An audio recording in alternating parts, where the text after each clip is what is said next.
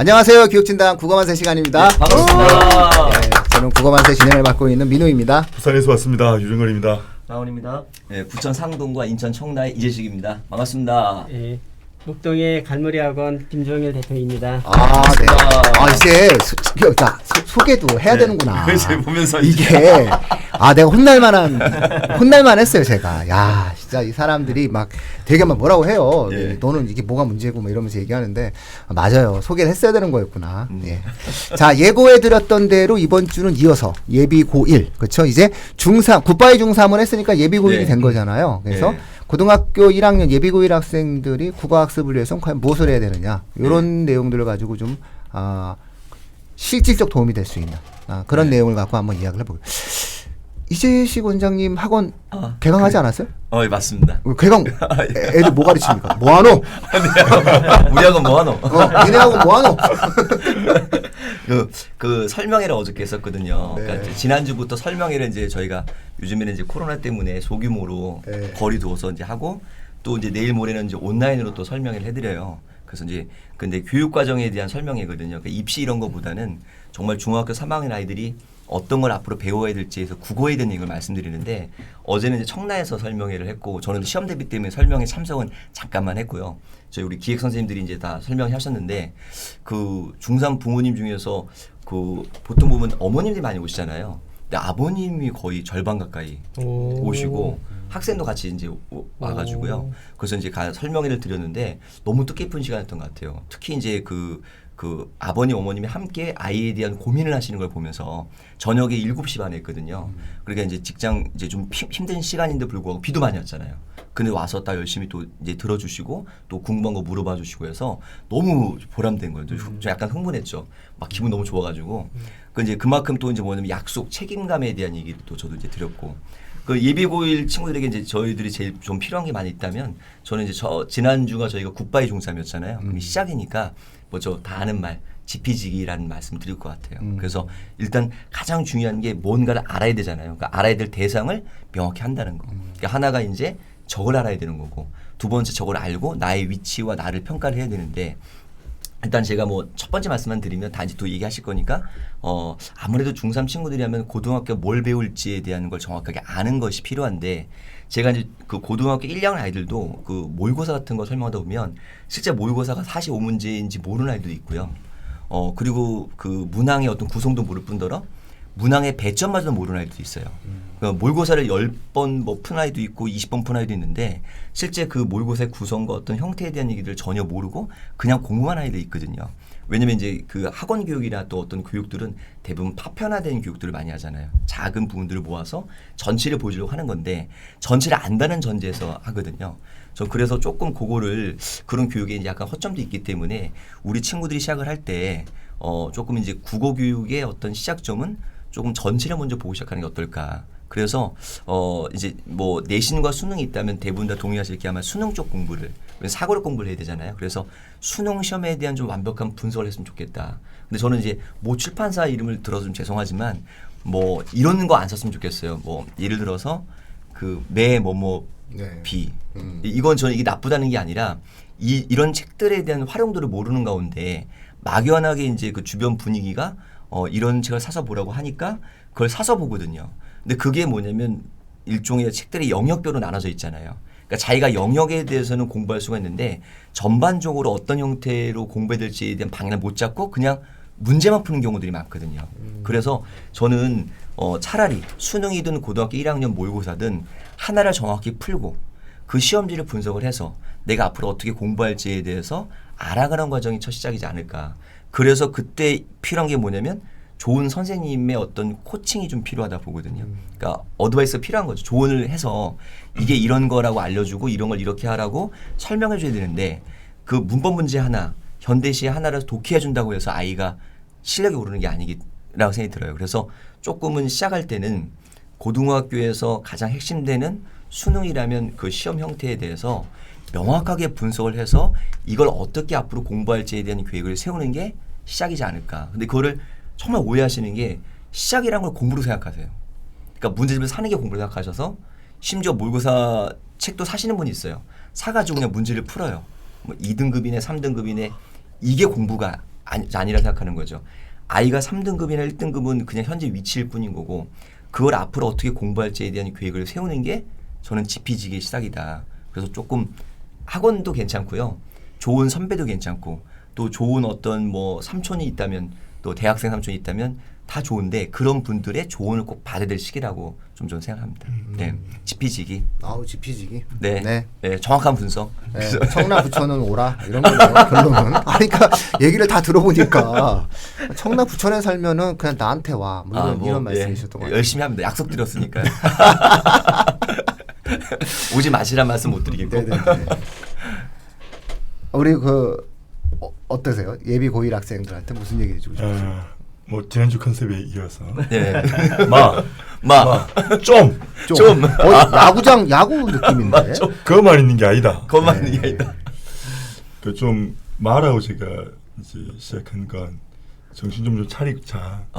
좀이란 역시. 말은 그 친절한 국어 선생님에게 의지하고 부탁만 좀 하지 마라.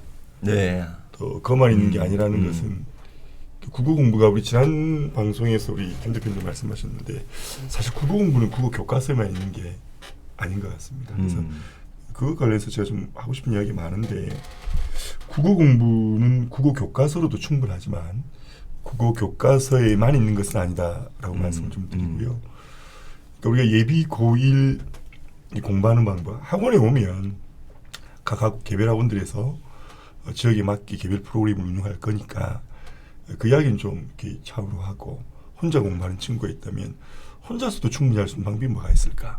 우선은 교과서를 하나 선택했으면 좋겠어요. 물론 자기 어느 학교에 배정이 될지 또 그 학교 어떤 교과서를 출판사를 사용하고 있는지 모르겠지만 뭐 대충 해도 돼요. 아니면 꼭 그 교과서가 아니어도 됩니다. 저는 꼭 이걸 했으면 좋겠습니다. 학습활동.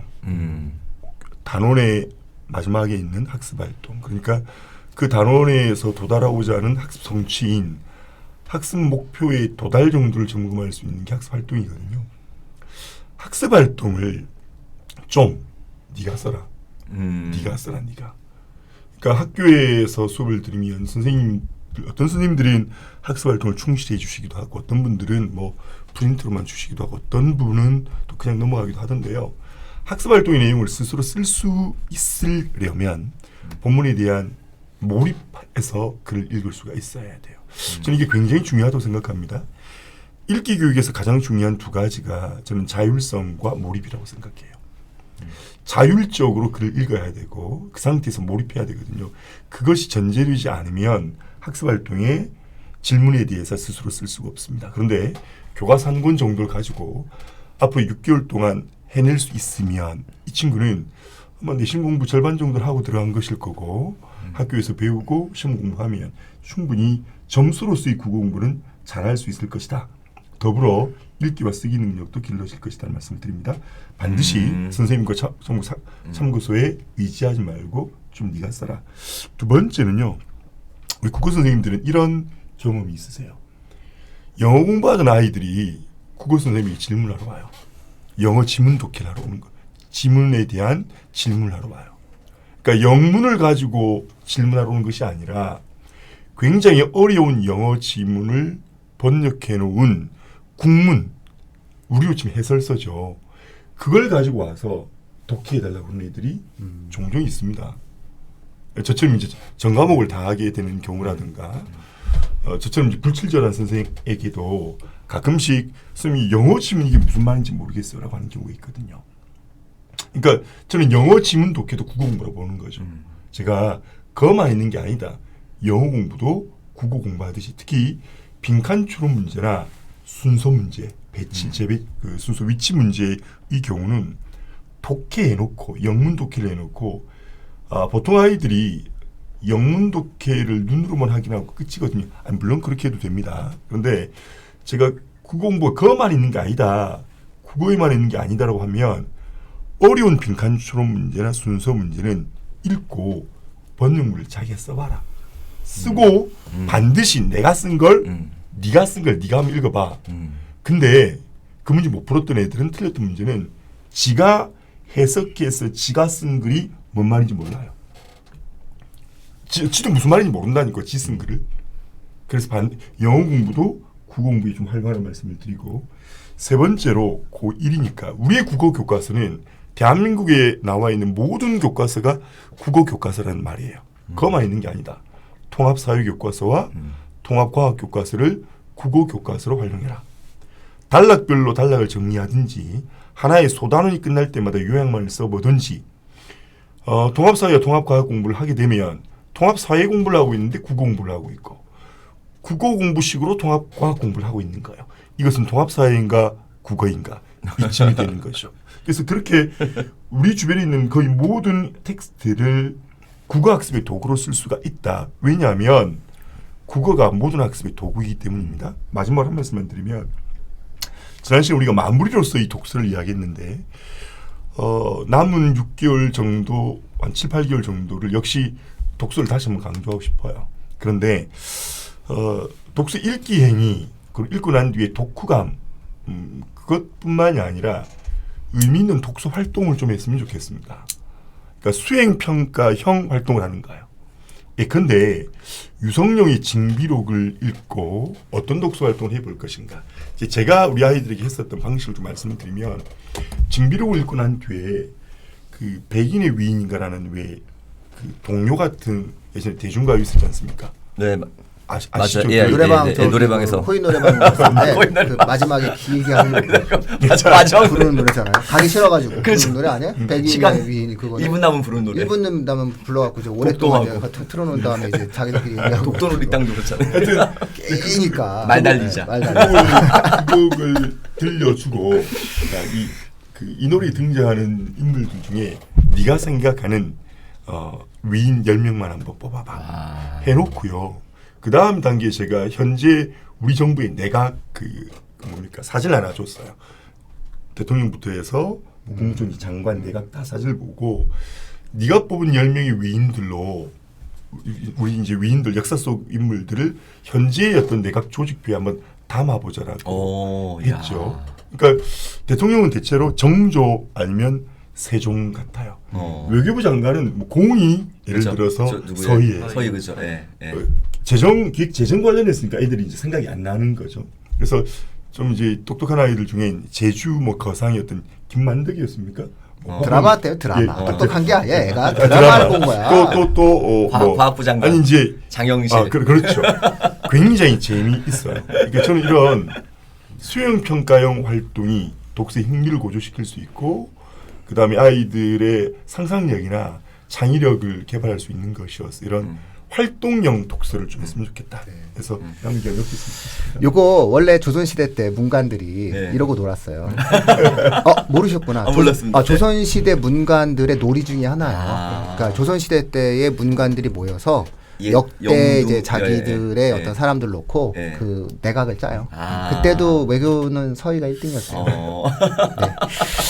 근데 이제 그 조금 이제 청취자분들 시청자분들께서 원하는 방향 이제 저희가 이제 근데 사실 독서는 그 지난주에도 제가 말씀드렸지만 어떤 무슨 책을 그러니까 누가 무슨 책을 어떻게 읽냐에 대한 논의인데 그러니까 전 솔직히 말하면 이걸로는 뭐 한 책이 한 3권 정도 나와요.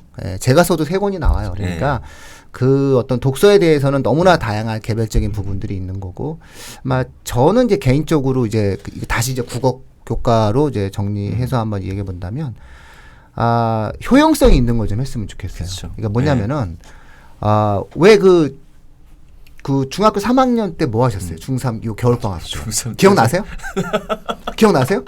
놀았던 것 같아요. 제가 중3 겨울방학 때 뭐 했는지 기억이 나요. 왜냐면 제가 이제 본고사를 보는 고등학교에 들어갔거든요. 이제 본고사부는 저는 이제 학교 시험을 봐서 들어갔어요. 저희도 시험 보고. 네, 시험 봐서 이제 들어갔다. 내가 그 학교를 지원하고 그 학교에 붙기 위해서 시험을 보고. 맞아요. 네, 들어갔단 말이죠. 근데 제가 다닌 학교가 그 남녀가 같이 다니는 학교. 그 당시에는 되게 드문. 인기 있는 학교. 그 정도가 아니라 옆짝이에요.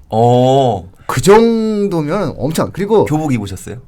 사복이에요, 심지어. 저 사복. 네. 그 다음에 야외막당도 있고 막 그래요. 머리도 기르고. 그럼요. 그러니까 이게 막 거의 막 그런데 중요한 건 뭐냐면 이 겨울방학 때 선생님들이 불러 모아가지고 그때 당시 정석이랑 성문 종합 영어를 갖다가 예. 이렇게 선행을 막 시켜주셨어요. 학교에서 예. 학교에서 막 그 선행반에 들어가가지고 이렇게 쭉 따라서 이제 공부를 막 하고 막 그랬었거든요. 예. 그러니까 그런 기억이 나요. 어. 그런 기억이 나. 이거 해도 되고 안 해도 되는 건데 그런 기억이 난단 말이죠. 그러니까 지금 어머님들도 한번 중3 때 뭐 했는지 잘 한번 생각해 보세요. 예.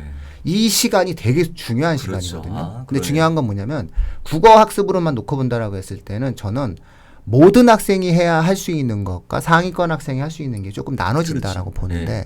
모든 학생이 해야 되는 거는 뭐냐면은 문법을 한번 정리해야 되는 거. 중등 문법을 정리해는. 그래서 저희가 그 책을 했다가 그렇죠. 너무 많이 오셔서 이제 책 이제 못 합니다. 왜냐하면 저희가 배송을 이제 다 해서 못 하니까 지금 저 앞에 지금 표정이 안 나오시는데요. 지금 책 보내 우리 이사님 얼굴 굳어서 또 다른 얼굴이 얘기하실까 봐. 굳어지고 있어요. 지금 얼굴이 굳어지고 지금 지난주에 얘기한 지난주에 그 독서 리치 목록 얘기가 때문에 좀 지금 불안해, 지금. 불안해하고 있어요. 근데 이제 문법 그 중등 문법 한번 정리하는 거랑 본인이 그다음에, 말씀하시고 책임은 다 이사님이 지니까. 하긴 그렇죠. 저는 이제 손가락 다쳤으니까 그 다음에는 이제 그 고전, 고전에 대한 어떤 찌품이 있어요. 이거는 그렇죠. 예. 남으니까 중요한 건 뭐냐면 이건 공부한 다음에 한 바퀴 돌리고 두 바퀴 돌리고 세 바퀴 돌리고 그렇죠. 하면은 네. 축적이 되어지는 부분이니까 그래서 저는 요거는 그냥 모든 공부를 잘하는 학생이든 못하는 학생이든 국어 교과에 관련돼서는 좀 이걸 해줬으면 좋겠다라는 생각이 좀 있고 상위권 학생들의 경우 나오는 재미 해줄 것 같아요. 우리 그럴까요? 전천사님이 전천사 한번 할까요? 아니, 뭐 수능 만점이 뭐 학원에 뭐 몇 명이 좋아요. 20명이 아니, 저는 받았다는데. 오히려 예. 좀 하위권 학생들 대상으로 한번 제가 말씀드리고 상위권은 김종일 대표님께 역시 이런 전천사. 예. 저는 이제 코로나 시대의 국어공부가 좀 달라져야 된다고 생각을 해요. 그래서 사실 지금 사이버 강의를 많이 듣고 있잖아요.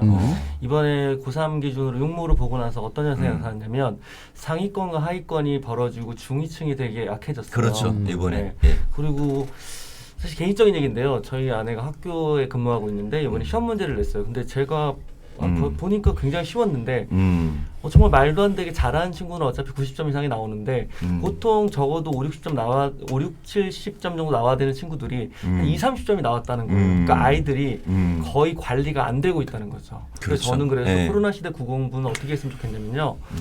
2학기 때도 아마 사이버 강의가 계속 지속될 가능성이 높잖아요. 그래서 저도 오늘 유정걸 원장님처럼 컨셉을 잡았습니다. 저는 태도가 본질이라고 생각하거든요.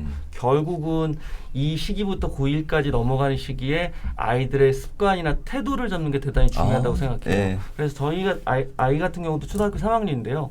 딱 9시부터 학교처럼 사이버 강의를 들어요. 그래서 게임을 하고 싶어도 아이한테 얘기를 하거든요.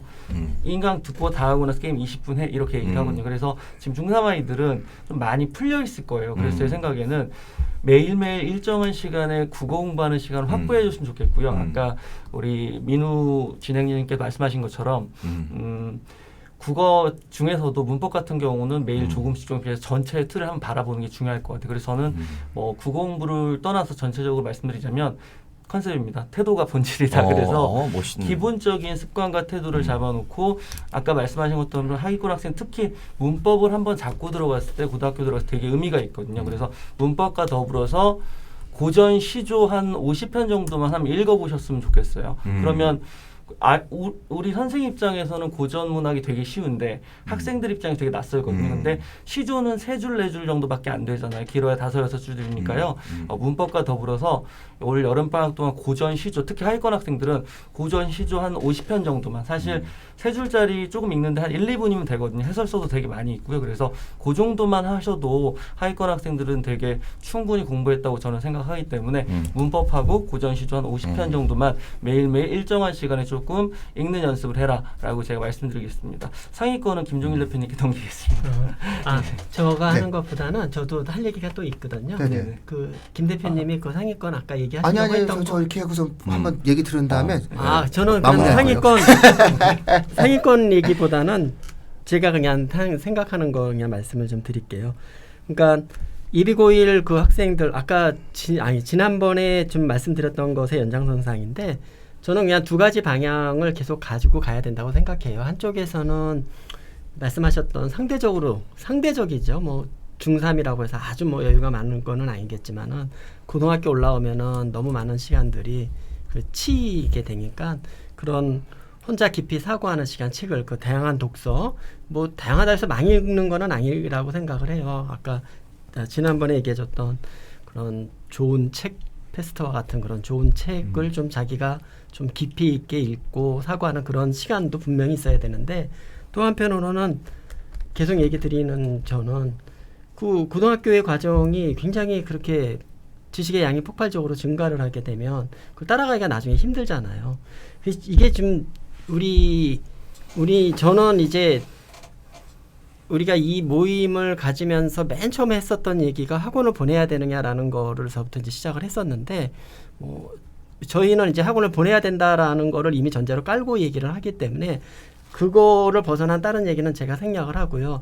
그래서 저는 또 얘기를 드리는 게 학원에 이런 걸 보내시라는 얘기예요. 이게 자칫 오해 소지는 있긴 하겠지만 저는 좀 그렇게 말씀을 좀 드리는 이유는 뭐냐면은 그 관리 얘기 이제 우리가 티칭과 코칭 얘기 많이 하지 않습니까? 그러면 사실 이제 부모님들께서 학생들을 관리하는 것도 여간 쉬운 거는 아니잖아요. 그래서 제가 지금 말씀드리는 게 뭐 예를 들어서 저라면은 저희 동네라고 한다면 뭐 각 동네마다 나름대로 좀 저희는 여기 계신 원장님들은 그 동네에서 뭐 한 해 두 해로 이렇게 뭐 성장해 온 학원들은 아니라고 생각하거든요. 나름대로의 잘 정교화된 프로그램도 있고, 그 다음에 어떻게 가르쳐야 되는가에 대한 거, 그 다음에 나름대로 교육 철학을 다 가지고 계신 분들이라고 생각을 하거든요. 그런 데를 좀 믿을 만한 데를 좀 보내셔서 그 과정을 좀 거쳐가는 게 저는 정말 필요하다고 생각하거든요.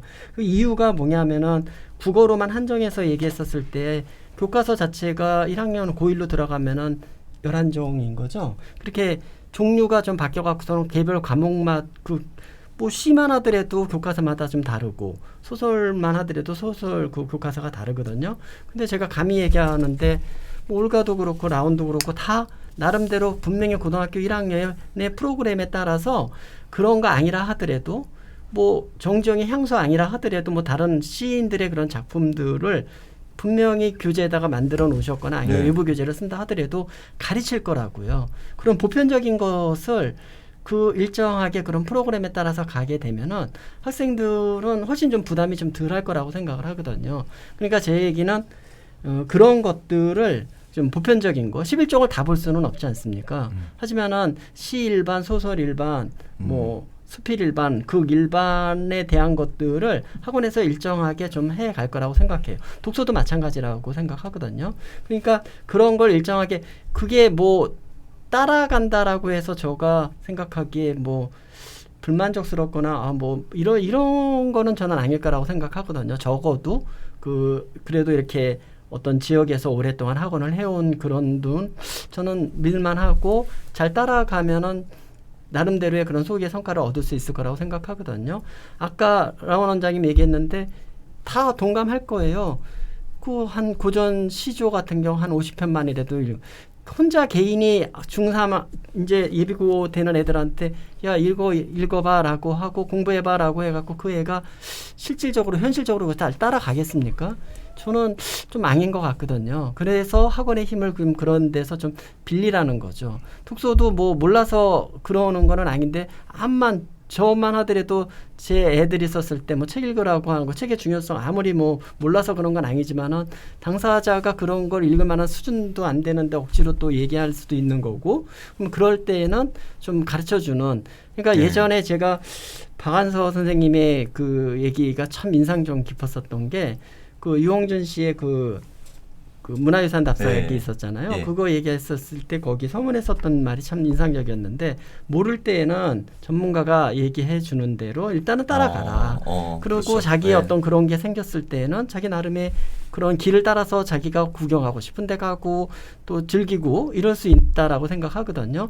지금도 저는 이것에 대해서는 좀 그렇게 말씀을 좀 드리고 싶어요. 아우 정말 멋진 책이죠. 이제 방송 적응 완전 하셨네요, 우리. 우리 형님이 이제 완전히 이제 제가 하나 더 말씀드릴 수 방송 있는데요. 적응 다 하셨네. 아까 상위권 제가 정리하겠습니다. 저는 상위권이라면 독서는 크게 문제가 안 될 것 같아요. 고등학교 올라와서요. 그래서 상위권 학생들한테 추천해주고 싶은 방법은요.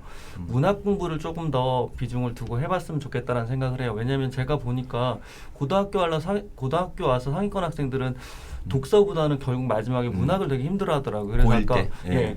유정 원장님 말씀하셨던 것처럼 동네에 아마 갈 학교가 어느 정도 정해져 있을 거예요. 그러면 그 학교에 나오는 교과서에 나오는 작품들을 한번 정리하는 것도 나쁘지 않고요. 또는 고1, 2 학평이나 고3 수능에 나오는 문학 작품들을 한번 보고 어떻게 근거를 마련해서 정답을 찾아가는지 그런 거 연습하는 것도 저는 상위권 학생들한테 나쁘지 않을 것 같아요. 물론 전제 조건은 정말로 상위권일 때입니다. 저는 부모님들한테 이런 말씀 드리고 싶은데요.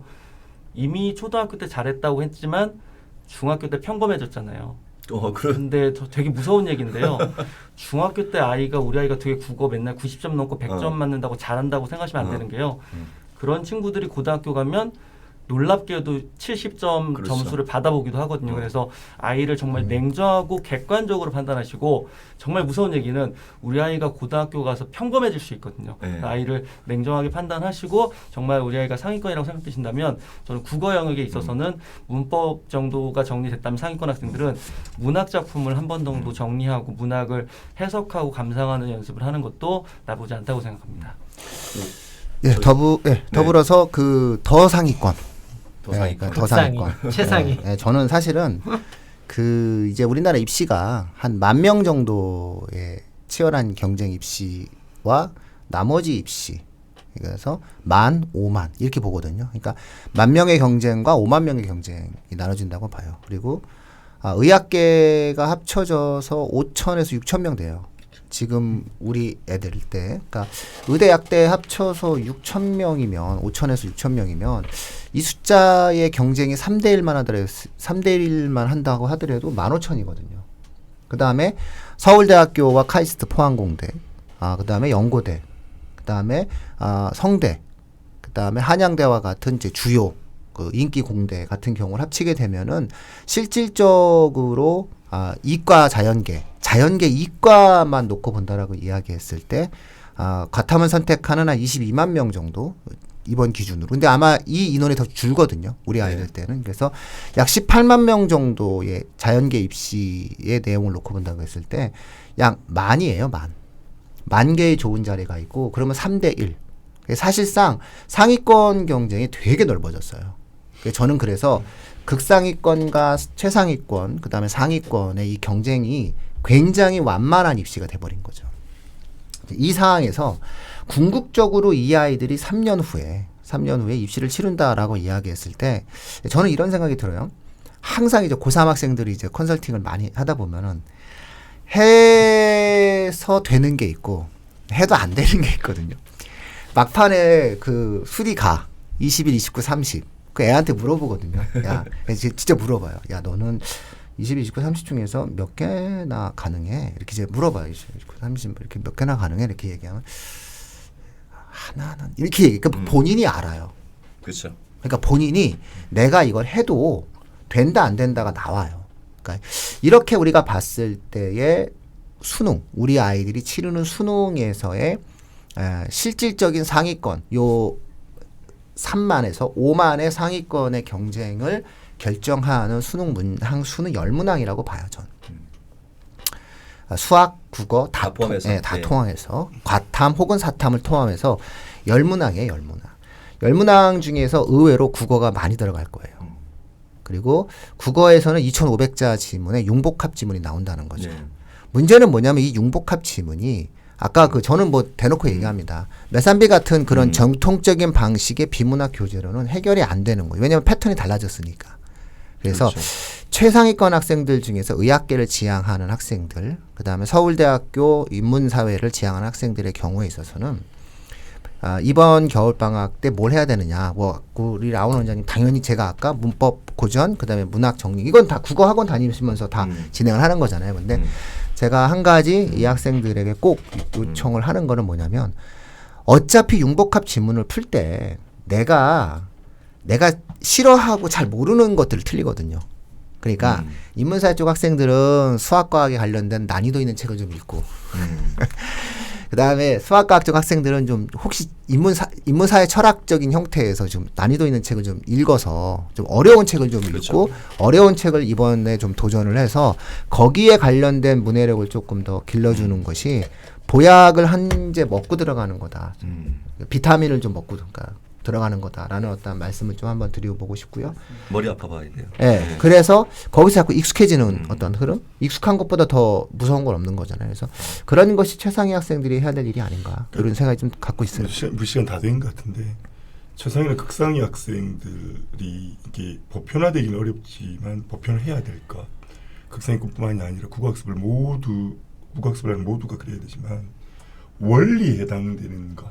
그러니까 교수자가 말하는 국어학습의 원리라는 것들이 늘 있기 마련인데요. 최상위권 학생, 극상위권 학생들 그 원리가 몸에 습득된 아이들이에요. 그래서 공부의 효용성이 굉장히 높죠. 그러니까 중위권 학생들은 투입되는 공부의 양이 상위권 아이들보다 적어서 문제가 아니라 그 친구들은 습득된 원리로 공부하는 것이 아니라 텍스트 개별에 대한 공부를 하고 있어요. 근데 상위권 학생들은 공부의 양도 뭐 중위권 애들보다 더 많이 할 수도 있겠지만 공부의 양의 문제가 아니라 학습의 원리라고 하는 것들이 있잖아요. 예를 들어 모든 정보를 맥락을 통해서 확인한다거나 또 모든 글을 읽을 때 문학의 경우는 예를 들어 주제가 모든 문제의 정답의 근원이 된다거나 아니면 글의 구조 자체가 동일한 뜻을 이질적인 표현으로 응집하고 있다는 거거나 하는 원리가 몸에 습득되어 있는 친구예요. 그래서 이 시기에 제일 해야 될 것은 원리를 몸으로 습득해라. 근데 원리를 몸에 습득한 것을 확인하는 방법이 모의고사 문제 푸는 걸로 안 돼요. 그래서 반드시 전문가 선생님들에게 제가 읽은 게 제대로인지 제가 푼 게 제대로인지 봐주세요. 적절한 촉진자를 반드시 찾아가십시오. 엄청 고민되는데 저 여기 좀 시작하기 전에 우리 학원 캐치플레이즈는 지피지기였는데 네. 아까 유정걸 형님 말씀하신 거 보니까 좀 이걸로 바꿔야 되나 정신 차려 너 스스로 해 이거 그걸 또 듣다 보니까 우리 라운 원장님이 태도가 본질이다 이걸로도 바꿔야 되나 이게 그것도 또 써먹어야지. 우리 갈무리 대표님께서 또 모르면 전문가의 말을 따르라 이게 30분 사이에 제가 이렇게 많이 영감을 얻었기 때문에 이 방송 대단한 방송인 거예요. 그러니까 이게 정말 이거 제가 배우니까 우리 청취자분들은 정말 좋은 얘기들 이런 얘기들 들으셔서 다음 또 주에도 정말 꼭 오셔야만 될 것 같아요. 다음 주는 고3이죠. 네. 고3. 우리 라온 원장님 주로 네. 하셔야 될 이야기들이 많고 네. 우리 그 형님께서 좀 말씀 많이 해주시는 고3. 네, 고3. 네, 고3. 구모에 관련돼서 현 고3 학생들에게 좀 해줄 얘기. 그렇죠. 그걸 위주로 좀 네. 진행을 하고 저희의 어떤 예비 고1 얘기는 요조 2주 정도 했으면 좀 어느 정도 필요하신 내용들 다 받아들이셔야 되는 거죠. 그래서 한 2달 뒤에 중간 그렇죠. 점검도 해드릴 그럼요. 그러니까 어떤 책을 봐라 마라 이런 거 그렇죠. 아니잖아요. 네. 문제집 이게 좋다 나쁘다 아니고 아까도 제가 뭐 얘기했지만은 그 책 뭐 매공 그 책 뭐 네. 봐야 될 사람 봐야 되는 거죠. 그러니까 항상 어떤 책이든지 간에 중요한 게 아니다. 그렇죠. 네. 내 아이에게 맞는 네. 일을 선택해라. 이렇게 네. 저희가 말씀드릴 수 있을 것 네. 같아요. 자, 그러면 오늘 여기서 마치고 네. 다음 주에 뵙도록 하겠습니다. 예. 네. 감사합니다. 감사합니다.